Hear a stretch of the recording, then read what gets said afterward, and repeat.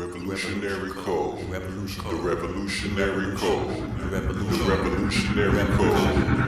Revolutionary Code.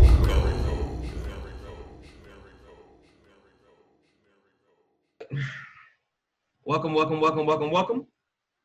to the very first episode of the Revolutionary Code via Black Gold Media's flagship show, where we are going to bring you the truth about how governmental politics actually works in every facet of human existence, and of course, how that affects us, Black people here in America.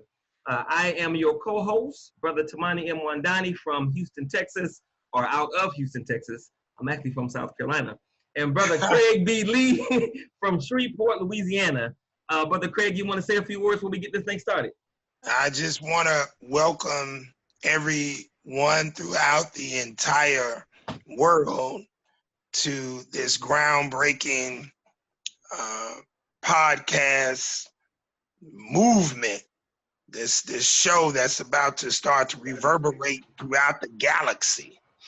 And we're doing this thing in the dirty South. That's right. Bring some flavor from Texas and the boot. All right. Well, the name of the show is the Revolutionary Code. So let's start with that. What exactly is the Revolutionary Code? Well, I think when we look at the term, and we hear this term a lot, revolutionary, and we say, well, what does that actually mean? Mm-hmm. And when you go and you pull up, let's say, Webster's definition on the internet, you'll see a sudden, radical, or complete change. Yeah. Then you'll see a fundamental change in a political organization. And it says, especially the overthrow or renunciation of one government or ruler and the substitution of another by the governed. Right.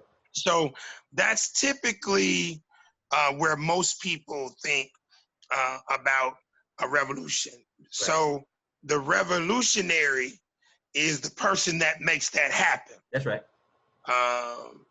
And of course, the term code, we now get into the philosophy, the structure of what you're governed by, mm-hmm. How you maneuver on a daily basis as relates to doing what you're doing and what you intend to do, your mission, your vision, all of these particular things. And both of these things are actually functions of culture. And what I would like to say, Brother Tamani, is that I approach revolution in a different way.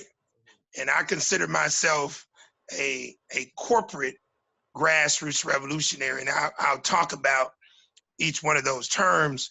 But for me, revolution is initially about the overthrow within oneself.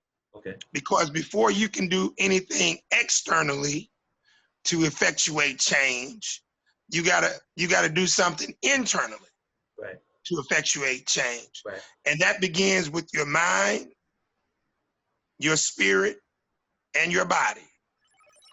Because you're not gonna do anything in the world without the impact of your mind being elevated, your spirit being elevated, and your body being elevated to transform what you're seeking to actually transform. So my premise is that we have to first become empowered. That's a revolution within itself, to shake off or break the shackles of indoctrination of westernized thought. You got to be able to do that before you can now start to battle the forces that are coming at us from east, north, south, and west. And then we have to have a code that we maneuver by. And again, that now is produced from within the revolutionary mind that now has elevated himself or herself beyond the typical indoctrination in this westernized society. That has to be done before you even start to believe that you can effectuate change outside of yourself. And that begins with self, begins in your household, with your immediate family, with your extended family, and then you branch off and you begin to connect with other like minds. Sometimes you won't even be able to find like minds within your own biological family unit, and therefore you have to reach out as we are doing with the Black Gold Nation.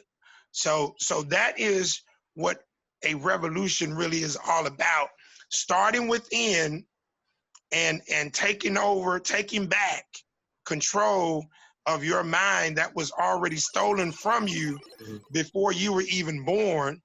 That's what the movie The Matrix is about, talking about elevating and freeing yourself, doing that first and foremost, mentally, spiritually, and physically, and then establishing a code of conduct, a constitution that you will live by, and your team, your squad will live by, so that you all can now put together a strategic and tactical game plan to transform what you desire to transform.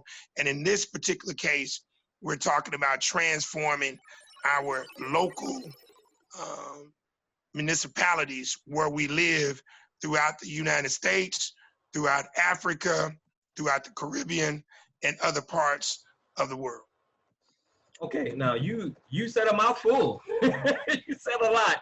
So everything you've said, of course, most of our people do not have. We don't have a full understanding of what revolution is. A lot of us think that we are revolutionary, and we seem to be on multiple kinds of codes. So we're everywhere. We're all over the map. So you said that these things are functions of culture, and of course our culture was stripped from us, taken from us, beaten out of us. So that has to speak to the importance of culture. Sure. And since we don't currently have that, or we don't have one that's going to propel us and move us forward to be revolutionary minded, so we can be on the revolutionary code, how do we get that culture, and how important is that? So let's go back to 1865. All right. 155 years ago. Okay. So the question I will ask you now is, was not the same reality in existence at that point? Wasn't the culture stripped from our ancestors? Sure. Yeah. For a 310-year period? Yep. Okay. So now the question then becomes, how did they go about the business of building over 200 Black townships throughout this country at the most dangerous period, in our history? Okay. In all actuality, during Reconstruction and coming into the height of the Jim Crow segregation structure for America, that was more dangerous than chattel slavery. Right. So they had the same impediments, but the thing that they still had were remnants of culture, even though it had been stripped from them. Mm-hmm. And segregation forced them to have to deal with each other. Okay. So in a nutshell, we have to almost do a forced segregation at this stage in the ball game, or a like-minded segregation for those of us who are about that business, in order for us to create the physical prototype and the structural dynamics, if you will, for what others will then see, physically see. Okay. and then pick up the mantle and start to actually do. Because it's not so much about knowing if you're from the Zulu tribe or the Ashanti tribe or any of that type of tribalistic cultural discussion. Mm-hmm. It's really about the business of humanity. And see, our ancestors had an understanding. God damn it, we want to be liberated. Right. We want to goddamn govern ourselves. So that's a part of culture. Right. Okay? The ability to govern yourself and to know that you're no one else's property. The ability to say that my mind and my spirit and my body belong to the Creator and myself. And therefore, I'm going to take control of that. Just those basic principles, which are innately interwoven in each of us, that begins the process for us establishing a constitution, a code, a structure that we can then maneuver with, just like our ancestors did when they built over 200 townships between 1864 and 1954. Okay, cool. So for those of you who are just joining us or who joined us after the intro, you are listening to Brother Craig Lee with the Revolutionary Code, the first, our flagship show of Black Gold Media, the digital media network for the Black Gold Nation movement. And we're talking about the importance of politics and as it affects our lives and why it's so important that we have not only an understanding of politics, but that we organize ourselves strategically to take political power and control, which will put us in a position to make our lives and the lives of our people better. So, Brother Craig, you just talked about it not being so much about what quote unquote tribe you're from, but that is a serious issue that we have in our communities. I've had, I don't know how many people have said to me, because I don't identify myself as a Moor, because I use the word Black, because I am not, I'm not strictly for ADOS, American Descendants of Slavery, that they cannot work with us until we are on the same page. And I try not to laugh. And I say, like Brother Malcolm said, it is not about what we call ourselves. That's not why we're lynched. We're lynched because of how we look. So can you speak to the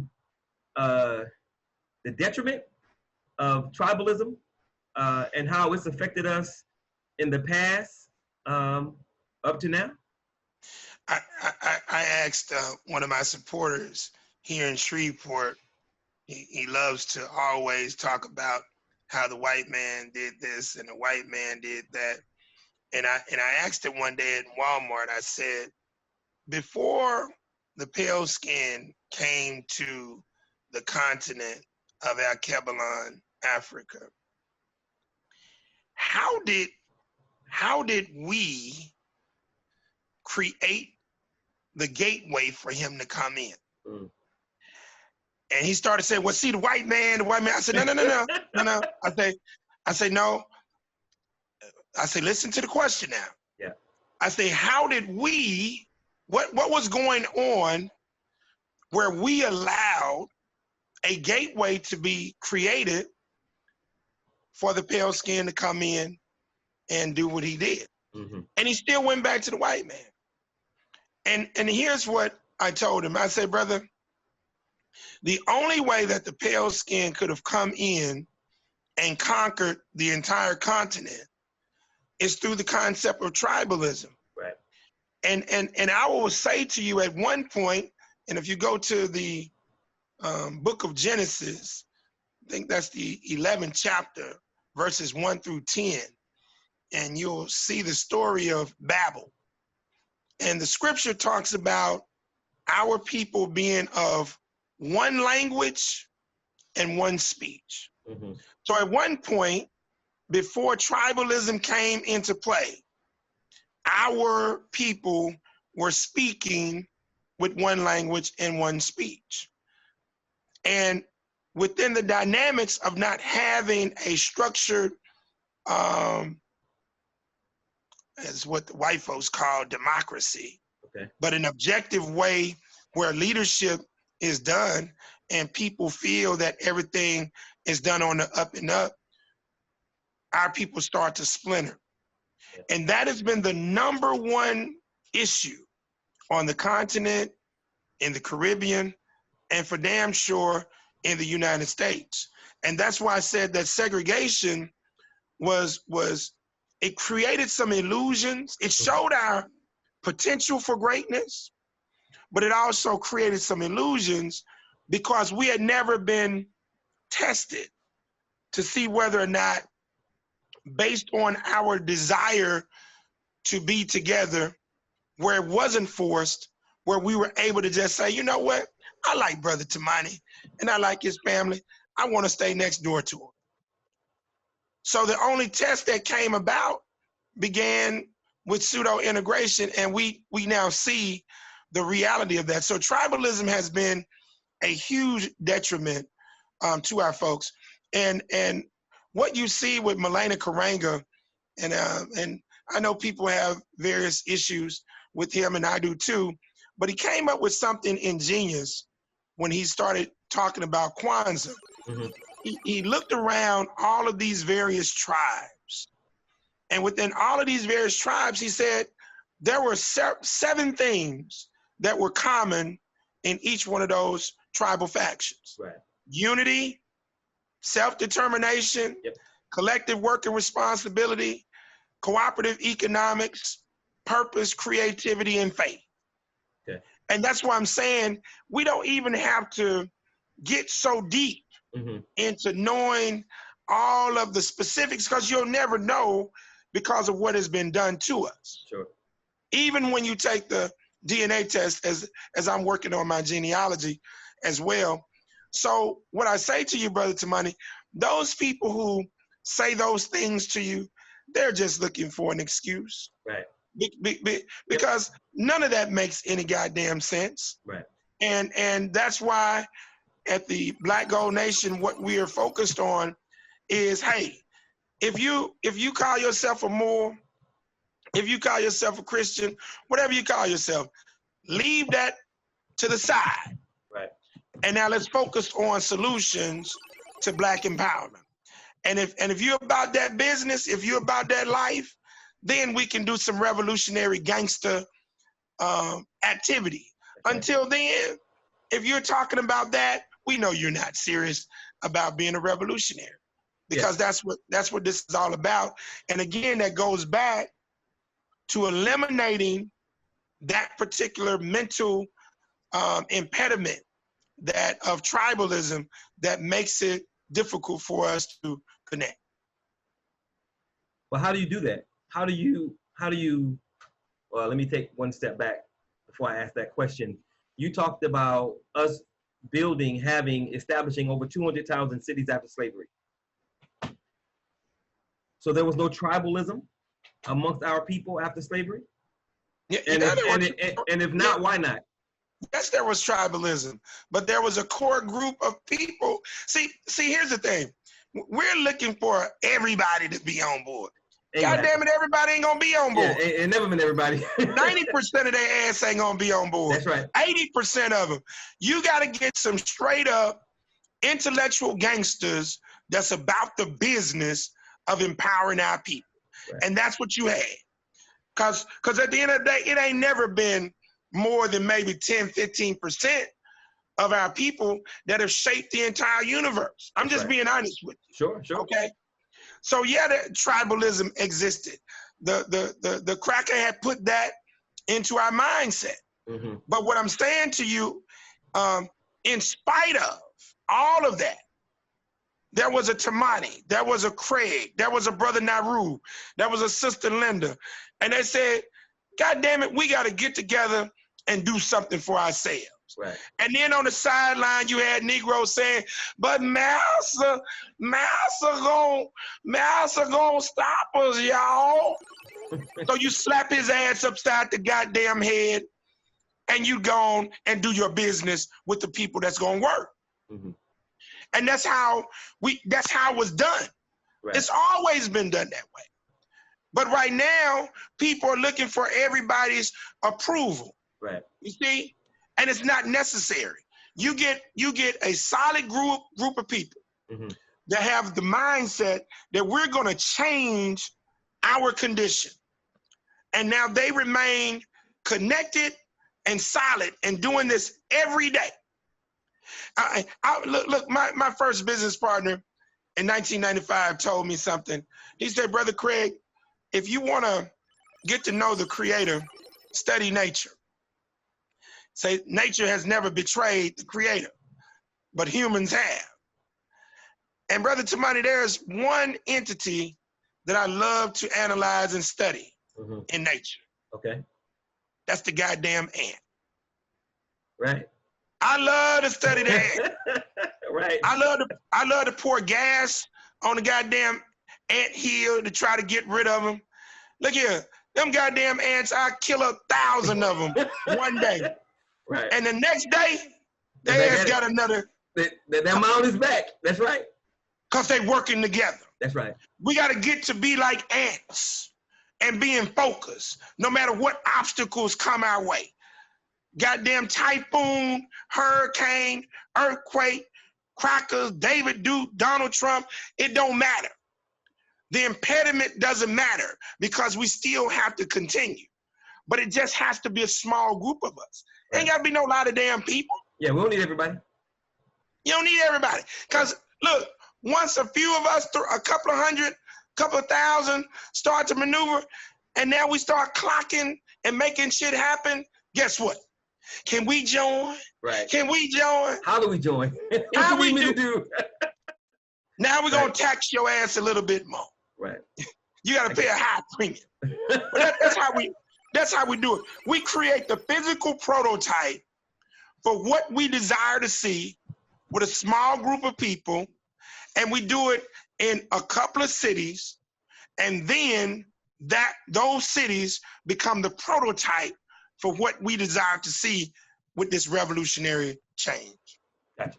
Okay, so your analogy of we got to get like ants, absolutely phenomenal, on point, 100% analogy, because ants, regardless of how small they might be, they always work together. They always attack together. Exactly. And like you said, they build together. And exactly. I'm not sure if the proper term is a horde of ants, but ants will tear up an animal that's 100, 500 times its size. Exactly. Because they're all attacking at once and they all do their part. So if you had a magic wand, you could wave that thing and make stuff happen.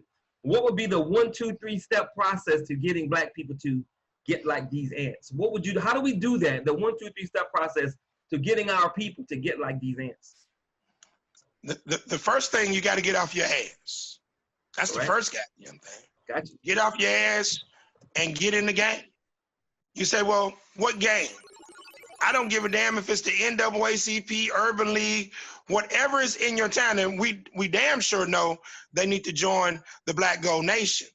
And of course, you're going to let them know how to do that. Sure. So you got to get off your ass, get in the game, and start to now learn some things that's going on in your city.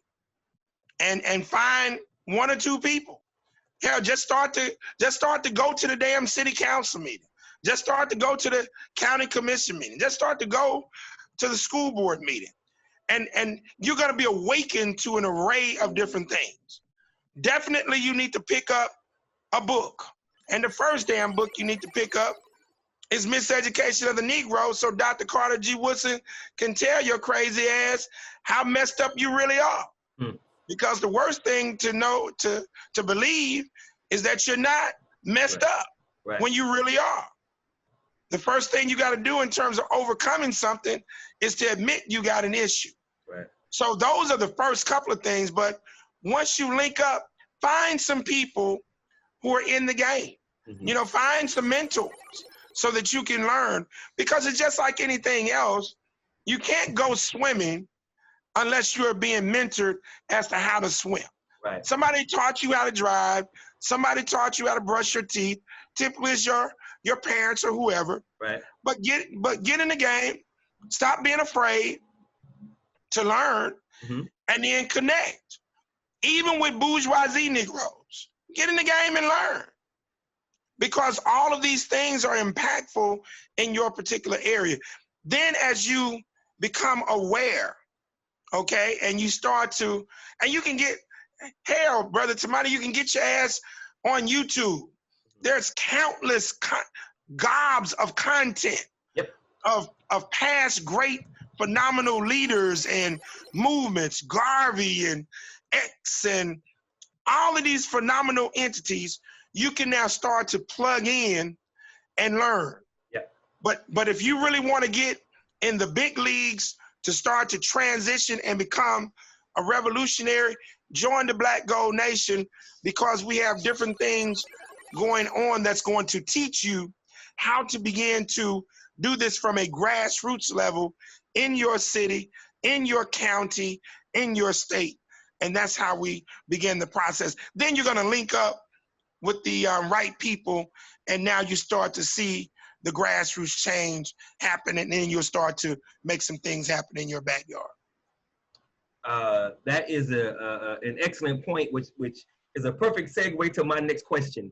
Now we know that there are Black people out here trying to do some things to make life better for our people in the community. We know that.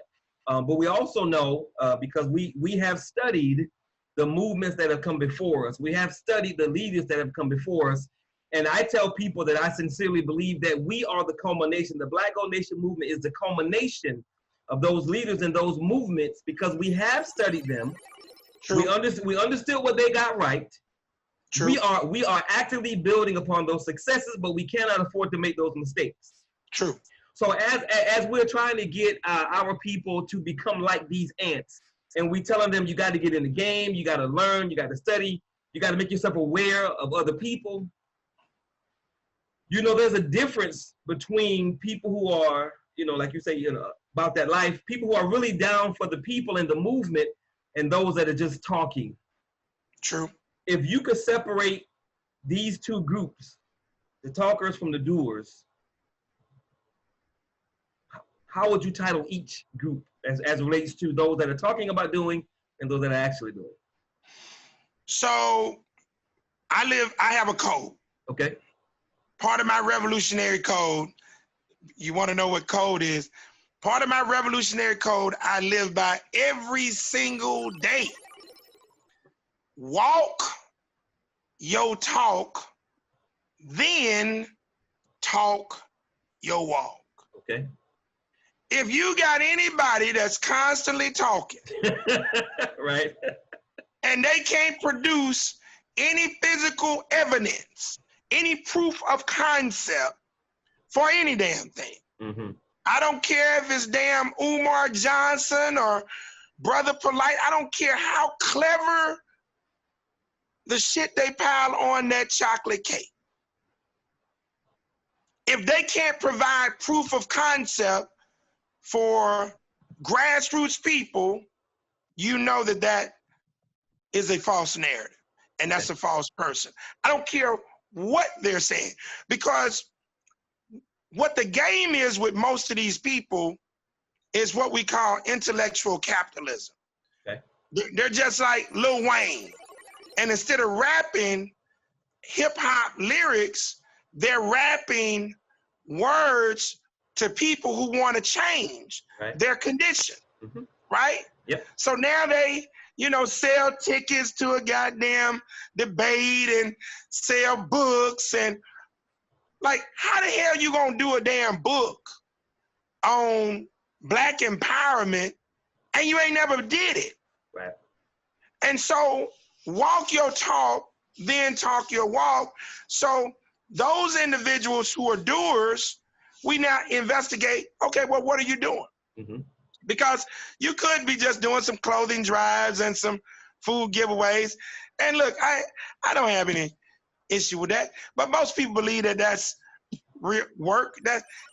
You're using energy, you're using, your labor to some degree, but that's not no goddamn empowerment work, because the Creator has not designed us to become enablers of our brothers. Everybody got to be able to stand and play a vital part in this. So we got to analyze those who are doing. We got to see, what are you doing?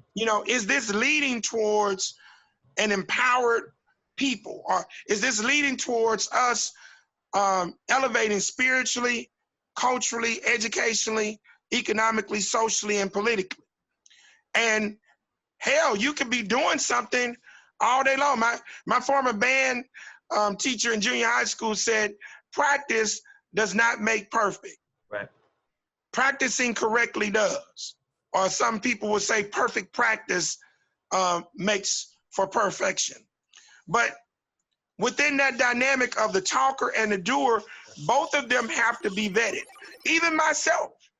So I challenge anybody, go pull me up, Google me, analyze me. Right. You'll be able to see I walk my talk before I talk my walk, because you got to be able to show people tangible proof of what you're saying. And that's how you basically do it. But yeah, both of them have to be vetted to see whether or not what they're doing action-wise or what they're saying is actually producing something that will amount to tangible results. Right. Okay, cool. So before I get to my next question, for those that are joining us on YouTube or on Zoom that came after the intro, you are listening to the Revolutionary Code, where we want to bring you the truth about how governmental politics actually work in every facet of human existence, and of course, how that affects our people, Black people here in America. My name is Tamani Mwandani. I am out of the greater Houston, Texas area. And I am the intellectual gangster, grassroots revolutionary from the damn Louisiana boot, Craig Lee. Yeah, that is Brother Craig. So if you have a question, feel free. We will have a Q&A session, of course, but if you don't want to ask, if you're following us on YouTube, if you're watching live, post it there. I will ask Brother Craig the question, or if you are here with us on Zoom, you can put it in the chat, or you can actually ask when we get to the Q&A part. So, Brother Craig, my next question for you, as it relates to what you just said, goes to two different groups of people. We got grassroots activism, which is what you were alluding to, people who respond and react. They do the food drives. They want to give money to charity. They want to raise money for homeless people, which, it's a good thing. That's a good Christian act, or a good spiritual act. That there's nothing wrong with that. However, that will not build power. So, nope. So you have the grassroots activists versus grassroots advocacy.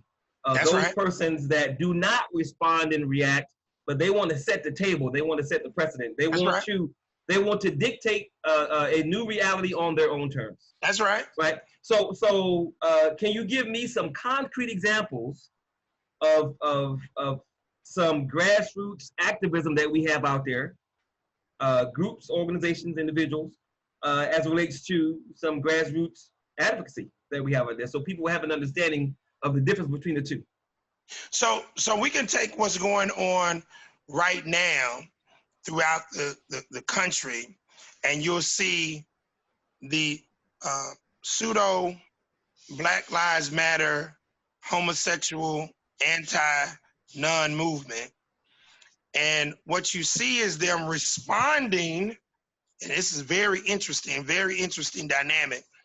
They're responding to law enforcement murder brutality of melanated people, in particular African Americans, Latinos who are unarmed. Okay, they're responding to that.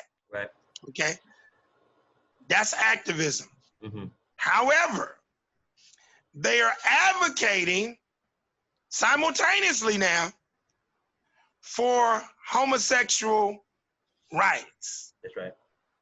for melanated Negroes. And it's a very clever game that's going on right now, because they know that the majority of African American people will never support homosexuality, the anti-life behavior of homosexuality, straight up. So what they're doing, they're positioning very cleverly the leadership at the top as your homosexual, bisexual, transsexual, pedophile, whatever the LGBTQR, SPUT, XYZ, whatever their thing is. So they're activists for Black folks concerning police brutality, law enforcement brutality, murder, violence. Yeah. But they're advocating strategically. When you read their website, that's right, they are trying to eliminate the Black family. Yep. And I find that very interesting that they're trying to eliminate the Black family, and the number one target for their hatred is the Black male and man. That's right. It's the craziest foolishness that's going on. So that right there is part of it. All right. So now let's look at the NAACP. Mm-hmm. They are now trying to kind of sort of get engaged. They are being activists, meaning they're responding. You hear, oh, we're going to respond to, oh, we want to have reparations. We want, this is whole thing. But they're not advocating for any public policy changes at the local and state level that's going to be tangible for our folks. Okay, hold on. Before you make your next point. The NAACP has been around for 100+ years. Yeah. Do you think they do not advocate because they do not understand, or you think it's something else? They do not advocate because they're controlled by white corporate benefactors. Good answer. Go ahead. I mean, that's the game. Yeah. So whoever gives you your money, that's who controls your voice. So if white folks are giving you money more than Black folks, they're controlling your voice, and that's how the game goes. So needless to say, those who are going to advocate, like what we're doing right now, we're going into discussions dealing with how we're going to raise food, grow food, do these particular things. We're going into conversations about internal gentrification. We're doing all of these different things as it relates to setting our reality of what we want to see. But if you're responding to things that happen to you, that's when you're being an activist. And again, we need those people, don't get me wrong. Right. We need people to create noise and whatnot. But we need people to come up with ideas about seeing their lives in a different way. And now you begin to, as you said, set the table at the local and the state level so that these realities can come into existence. You need to be able to go and talk to your city councilman.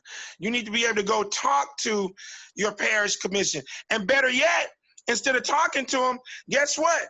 We go ahead and become them, some of us. That's right. Because that's what our agenda is. Sure.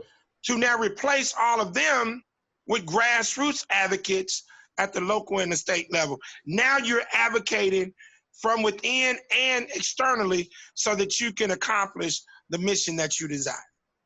So would you consider, you sent me a video maybe a week or two ago about the financial support of Black Lives Matter. Yeah. I have gone to their website. I have read the verbiage that's there, and they openly advocate for a different kind of Black family, if you will, and it does not involve the Black man leading it and or being a part of it. Exactly. Which is very, very interesting, because I don't know how a race is going to continue if the brothers aren't involved.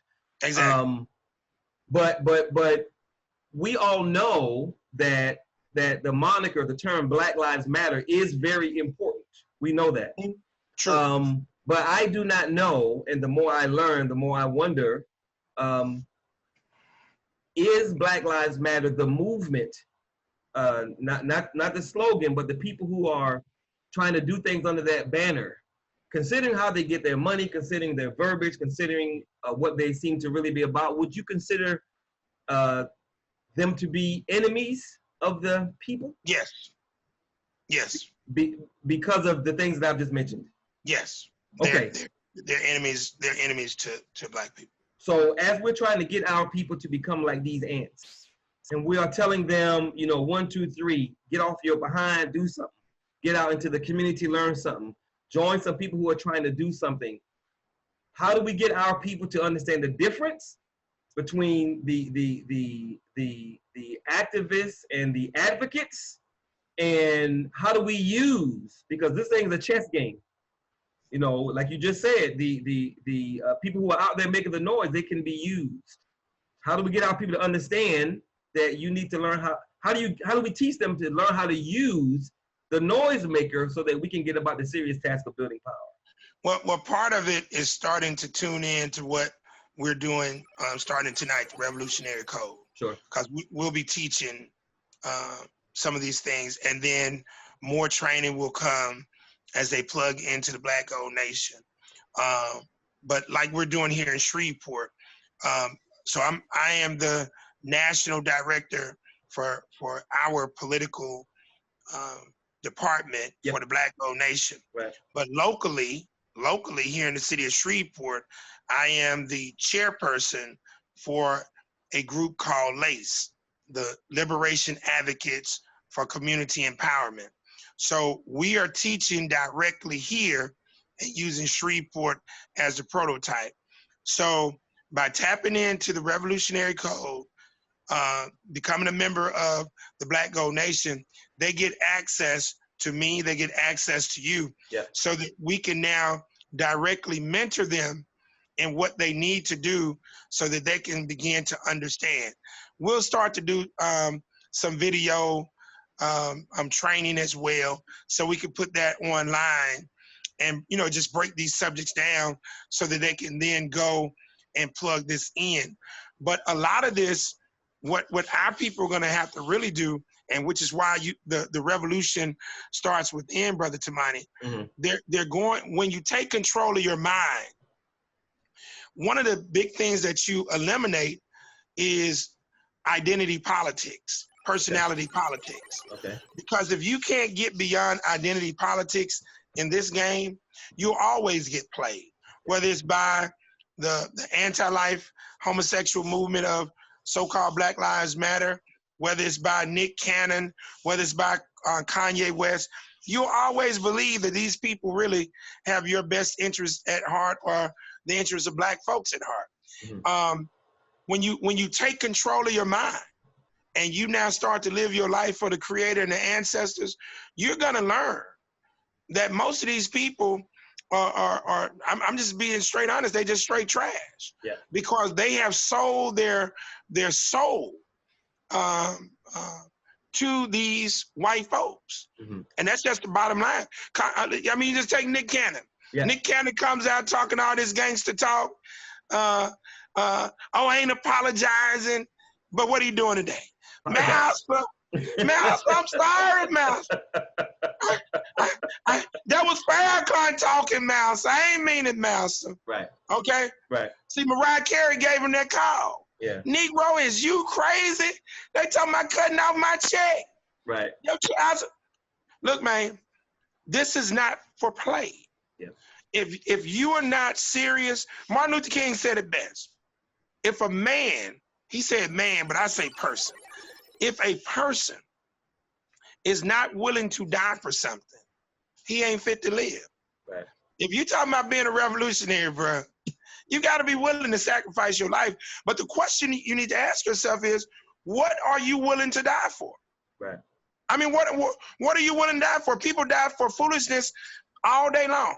And unfortunately, Brother Tamani, most people gonna die never knowing why they were put here on the planet in the first place. Right. Yeah. Okay. Right. So we got to now see: are you willing to die for the same things that our ancestors were willing to die for, to position us where we're at today? Which was what? the liberation, empowerment, advancement of our people. Right. So I'm willing to pay that same price that our great ancestors, Garvey, Malcolm, King, Nat Turner, Denmark Vesey, Harriet Tubman, right. Sojourner Truth, Fannie Lou Hamer, you know, all these Paul Cuff, Martin Delaney, the Black Panthers, Gotcha. Bobby Steele, still alive, Huey P., Fred Hampton. I'm willing to pay that same price, but you got to be willing to answer that question, because a lot of these people are out here playing games, and if you can't steer yourself away from identity politics, you really don't need to be in this game. Yeah, because white folks gonna come talk to you. Oh yeah, and they're not playing with us. I mean, we you know, I used to say we're playing checkers while they're playing chess. I think we're playing marbles while they're playing chess, and they are not playing with Black people. For those of us that might not understand it, give us a brief definition or an example of what identity politics is. So identity politics is somebody that you like, and they say something, and you, I mean, you know, they probably hit you with the music or comedy or whatever, and then you find out that they're a sellout. Yeah. You know, you find out they didn't kill their mama. Right. And you say, and so the news story comes out, Michael Jackson killed his mama. Nah, I can't believe that. Michael would never do that. Now you don't know nothing about Michael Jackson. You don't know Michael. You don't know Michael Jackson. All you know is the music. All you know is the music. That's right. But goddamn it, because you know the music, in your mind you actually know Michael Jackson. Right. And so you identify with this particular individual for whatever reason. It could be your pastor, it could be whoever. Yep. And the whole point is understanding that now that's politics. And let me say this, Brother Tamani, because I want to make sure that I give the viewers an actual definition of what politics is, because most people, when they hear politics, they believe this is just government based, right? Yeah. So let me enlighten people about the definition that the Creator and the ancestors put on me as it relates to politics. Politics is the science and art of promoting an individual or group philosophy, ideology, belief, and or agenda within a governmental system at the local, state, federal, or international level, an organization, corporation, fraternity, sorority, social or civic, within a family, whether it be immediate or extended, or relationship of any kind with the expressed or hidden intent and goal of accomplishing a specific outcome, usually centered around improving the status, position for an individual. You're muted. There you go. All right, go ahead. Let me say last part, because my queen was just calling in. I don't know why she interrupted me right now. Because you can. but usually centered around improving the status, position for an individual or group, or the attainment of power of any kind. That's what politics is. So politics is not just government. Politics is everything. Right. How you deal with your family members, how you deal with your girlfriend, your wife, your husband, it's everything. Right. And so when you now are rooted in those first two pillars of empowerment, spirituality and culture, you're able to step out of individual connections with people who are not righteous on the spiritual and cultural level, so you don't get caught up in identity politics with individuals who are working outside of the realm of the Creator and the ancestors. So brother, given that definition, and that's a heavy one, it's obvious that our people don't understand what politics really is. They don't.